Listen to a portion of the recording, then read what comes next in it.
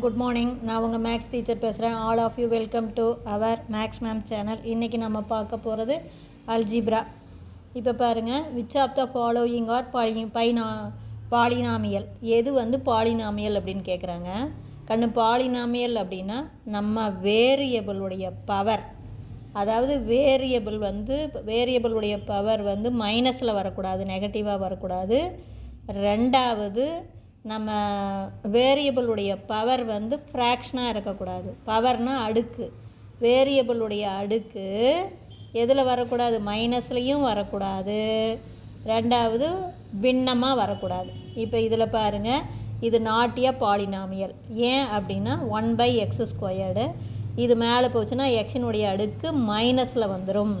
அதனால் இது நாட்டிய பாலினாமியல். இது பாலினாமியல். இங்கே பேருக்குன்னா x³ - x² தான். அப்போ இது பாலினாமியல். இது பாருங்கள், இது நாட்டிய பாலினாமியல். ஏன் அப்படின்னா எக்ஸால் டிவைட் பண்ணும்போது இங்கே எக்ஸ் அடிபட்டு 1ன்னு வரும். அப்போ பாருங்கள் 1. அதே மாதிரி எக்ஸு 5 வகுக்கும்போது 5/xன்னு வரும். அப்போ இது அப்படியே மேலே போச்சுன்னா எக்ஸின் அடுக்கு -1ன்னு வந்துடும். இப்படி டிவைடில் வந்துடும். புரியுதுங்களா? இப்படி டிவைடில் வந்துடும். இதை மேலே போச்சுன்னா எக்ஸின் அடுக்கு -1. நீ பார்த்தாவே இப்படி டிவைடில் இருந்தனாவே நாட்டிய பாலினாமியல்னு சொல்லிவிடலாம். புரிஞ்சுதா? அப்போ நாட்டிய பாலினாமியல். அப்போ நீ இதை கேட்ப, இதுவும் டிவைடில் தானே இருக்குது. அப்படி இல்லை, இதை மேலே கொண்டு போகும்போது எக்ஸினுடைய அடுக்கு ப்ளஸ் ஆயிரும்.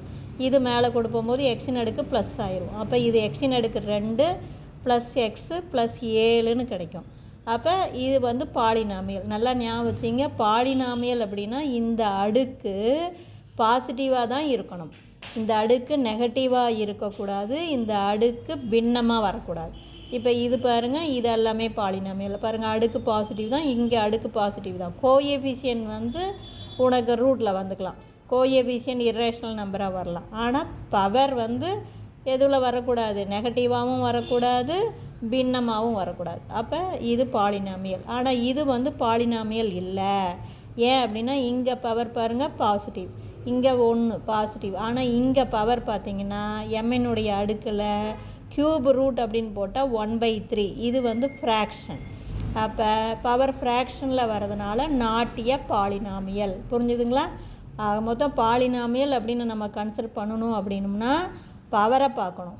பவர் நெகட்டிவாகவும் இருக்கக்கூடாது, பவர் பின்னமாகவும் இருக்காது. எப்படி வேணாலும் அவன் கொடுத்துட்டு போகிறான்.